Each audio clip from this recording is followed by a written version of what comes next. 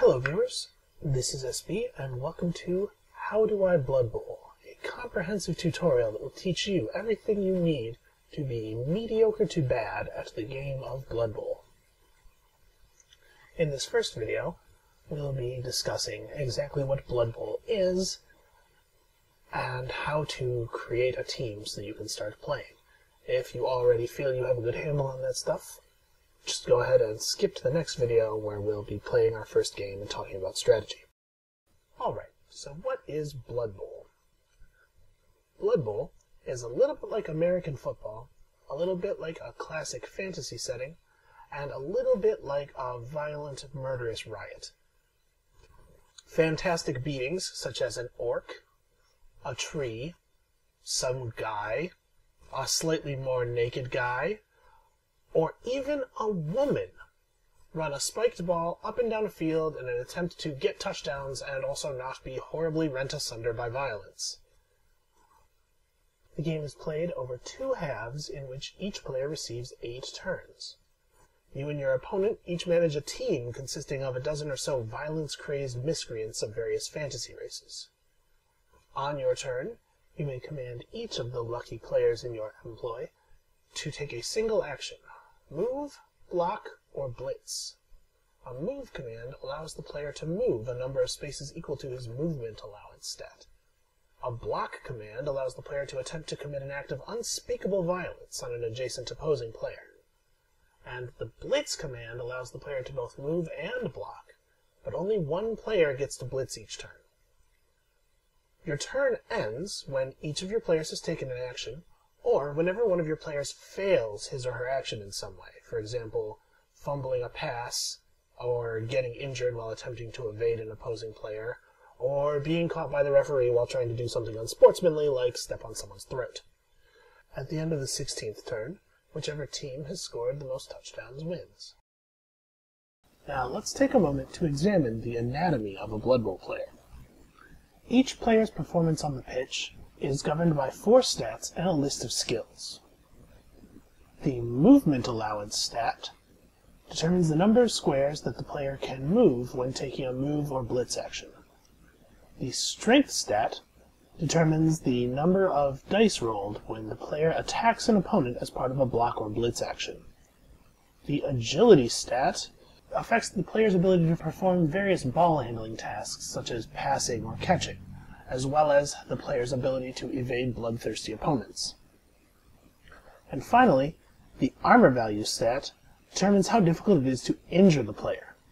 Players with higher AV are less likely to take a career-ending injury like a smashed knee, a broken hand, or a decapitation. We'll discuss the skills in a little more depth as we encounter the situations where they're relevant.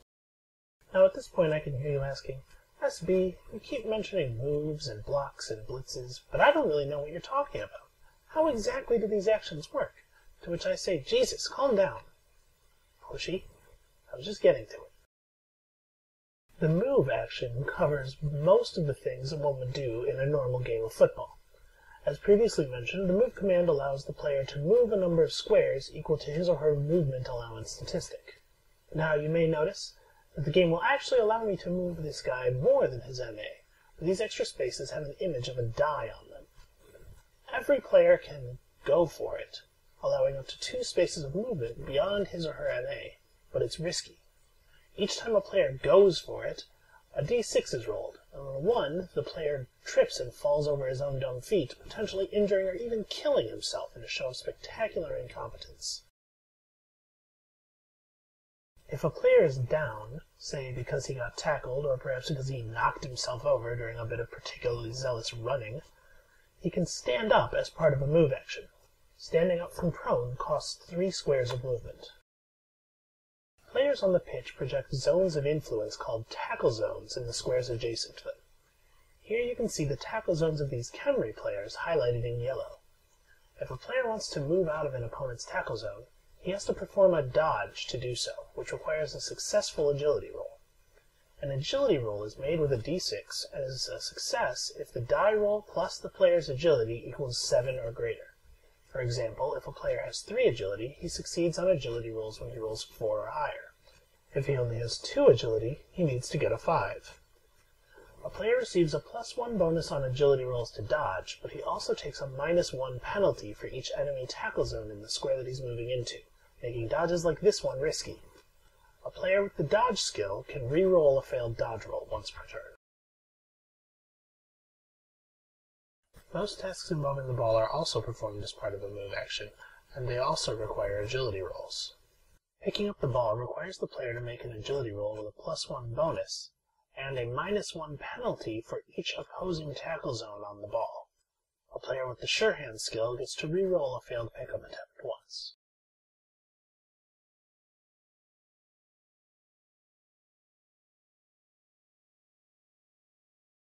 A handoff requires an agility roll from the player receiving the ball.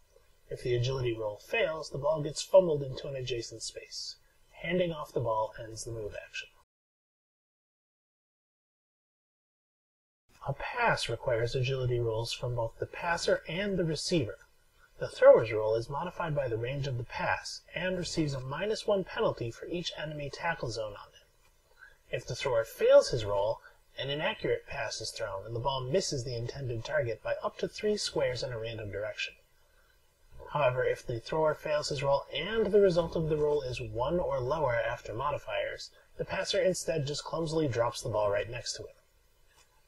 If the passer makes his roll, the receiver still has to make an agility roll to actually catch it. Throwing a pass ends the passer's move action, even if the stars align and the ball actually ends up in the intended hands. The final thing you can do as part of a move action is kick a man when he's down.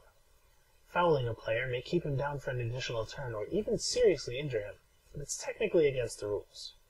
Fortunately, Blood Bowl referees are notoriously stupid, inattentive, and cowardly, and they're unlikely to tell your 6-foot-tall psychopath covered in spikes to get off the field even if they catch him stomping someone's throat.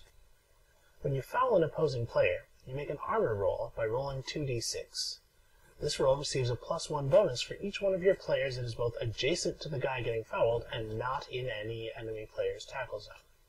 If your roll ends up higher than the fouled player's armor value, then he has to make an injury roll and has a chance of ending up seriously hurt.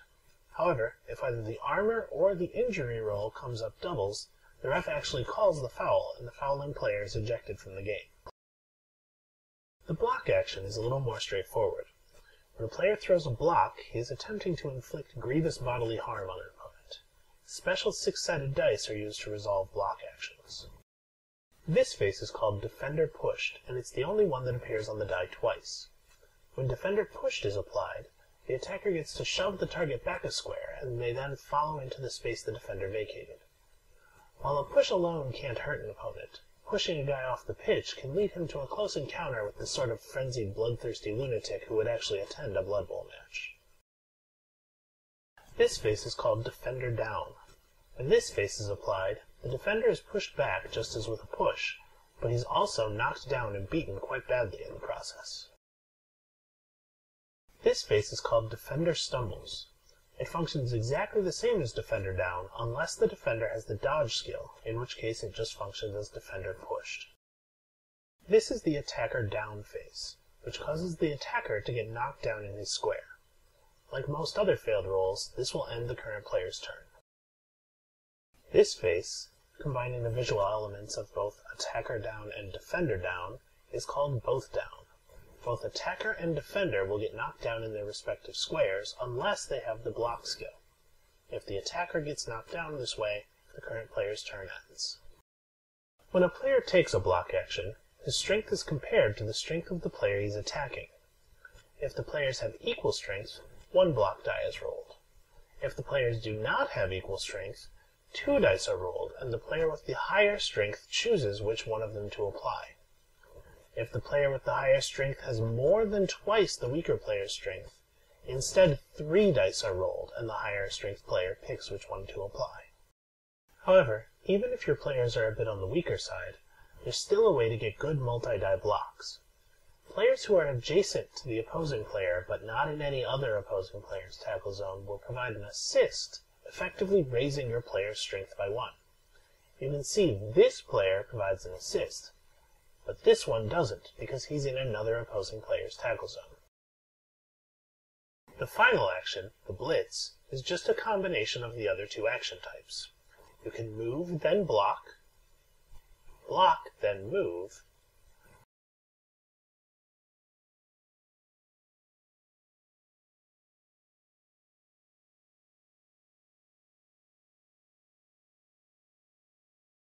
or even move, then block, then move some more.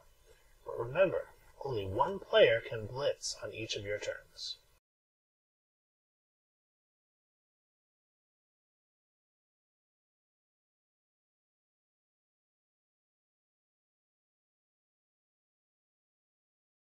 You're probably noticing that Blood Bowl players get knocked around a lot.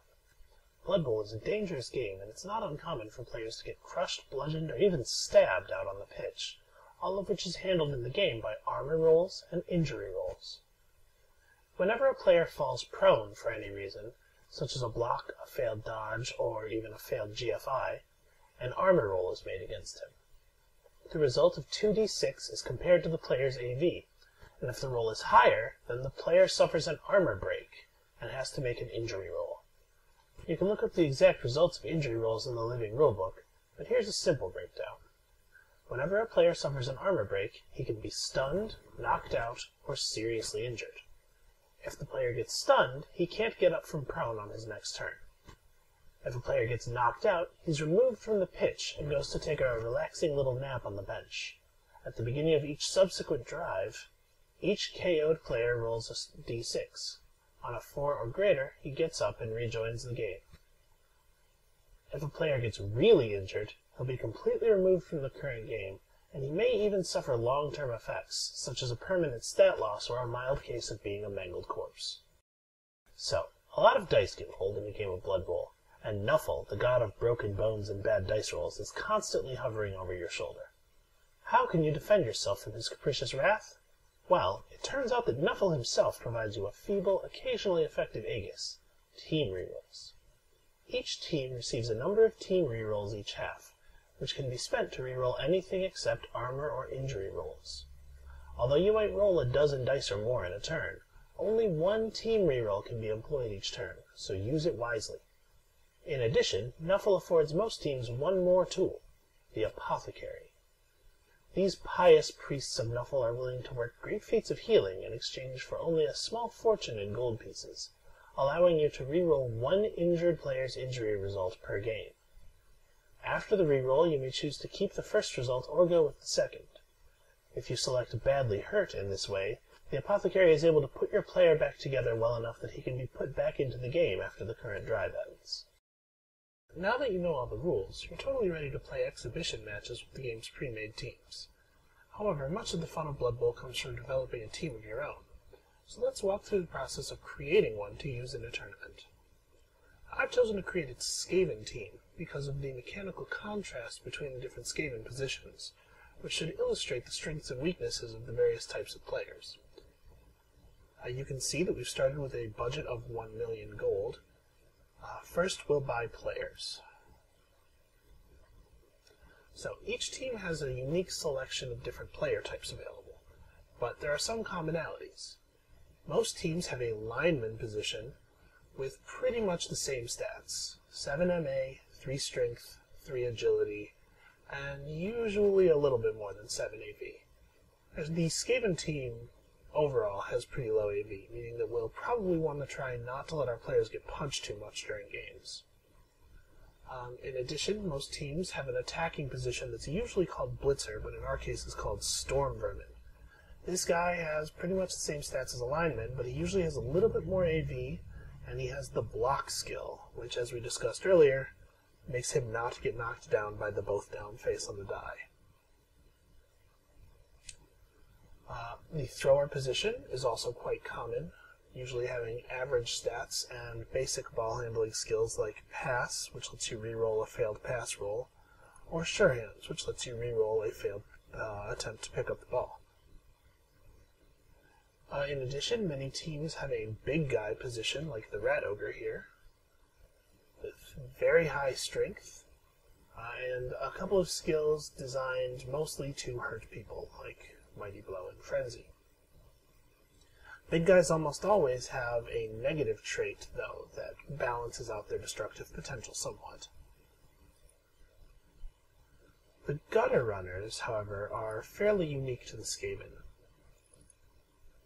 As you can see, they are extremely fast and unusually agile.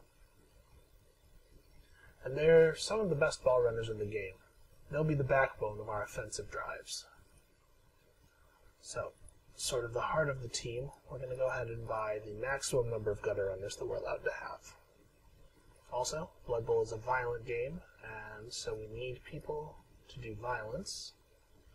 Get as many Storm Vermin as we can get. And then we'll just fill out our lineup with linemen for now. Alright, so we've got players. The other very important resource that you need to buy when you create your team is team rerolls. As you can see, team rerolls cost 60,000 each for the Skaven. Each team pays a different cost for team rerolls. And after you've created your team during the actual tournament, the cost of team rerolls doubles. So it really makes sense for us to buy as many of these as we can reasonably afford right now. Let's go ahead and get 3 of those. And also we will buy an apothecary. And we now have a finished team ready to get violently torn to shreds on the Blood Bowl pitch. In the next video, we'll be playing our first game and discussing strategy and long-term team management.